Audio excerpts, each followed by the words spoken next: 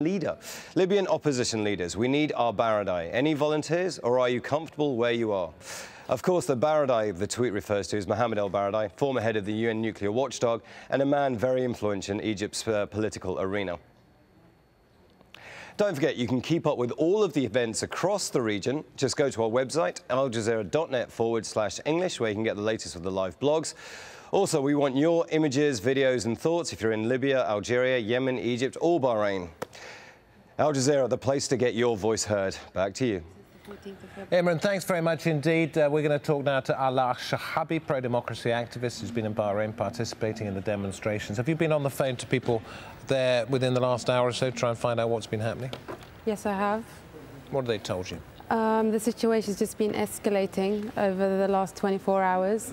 The Salmania hospital has just been pouring with wounded and the dead. Friends of ours have witnessed directly evidence that live ammunition was used, bullet holes covering people's bodies, different from the weaponry that was used earlier on. They were using birdshot pellets, and this time there were sounds of machines, guns definitely heard. What do you understand brought this about this evening? I don't know what's going on in the minds of the regime. Why are they escalating the violence against the people? There was no warning shots given initially in the Lulu roundabout. There's no interaction between the riot police and the protesters. They're just met with sheer brute force, unwarned, and in a sense, though, people had been warned, had they not? Because it was said by the Prime Minister that they wouldn't hesitate to use force and that demonstrations were banned and these people were breaking the law. I'm not saying that what happened to them was right, but they did have a sense that this might happen. Well, basically, they're passing a sentence of death for anyone who goes onto the streets to shout for change and for democracy. That's exactly what that statement means. That if you dare to talk in public and to ask for change and to demonstrate on the streets of Bahrain, you will be met with gunshots.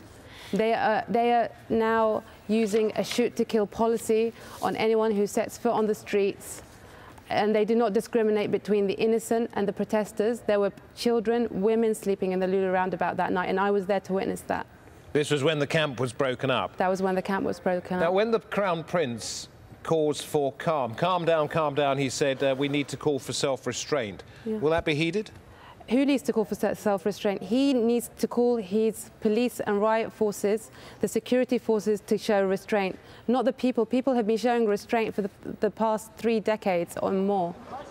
It's his police forces that have called for the sheer brutal attack of innocent people on the streets. For now, thank you very much indeed.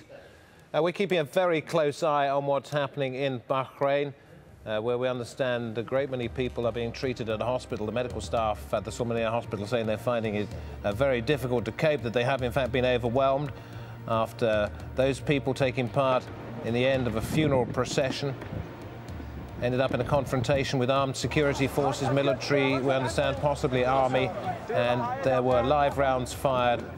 A lot of people were hit by bullets. Also events in Libya where there's been a series of demonstrations and violent scenes in large parts of that country. More on the unrest in North Africa and the Middle East as we continue.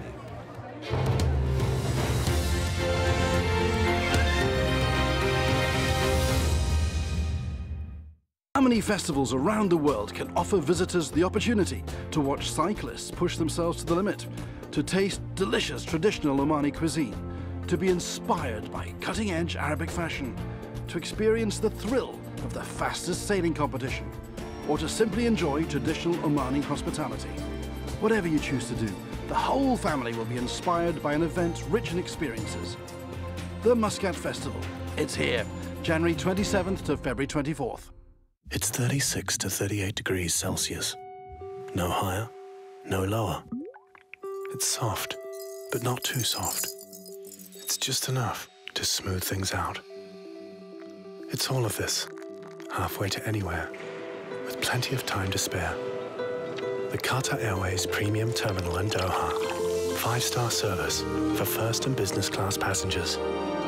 Qatar Airways, world's 5-star airline.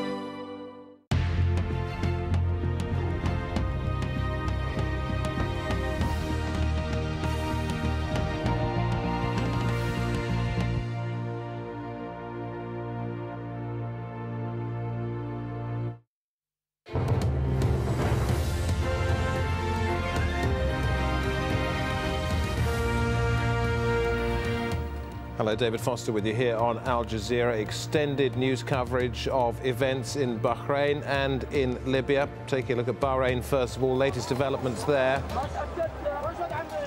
Well, tension growing in the capital Manama after troops fired at anti-government protesters. Number of casualties continuing to climb.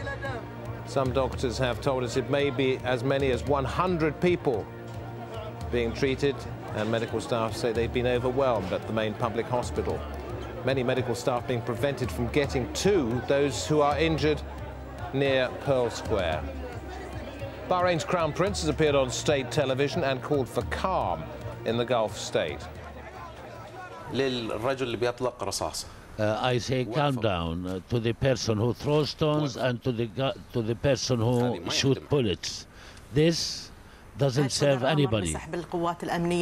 Do you want to withdraw the security forces from the street? We are talking, the security forces, we are talking about controlling the situation. We cannot really do impulsive decision at this moment. Well, that's the Crown Prince of Bahrain talking there, and Stephen Cole in our European News Centre. He's a man who might be interested to hear what thoughts the UK government is having about its relationship with Bahrain. Well, indeed, there is a little bit of antipathy at the moment coming from Westminster, because reports are suggesting weapons from Britain may have been used by Bahrain's army to crack down on protesters. Now, that's led the British Foreign Ministry and William Hague to announce that it's reviewing its export licenses to the kingdom. Sonia Gallego reports.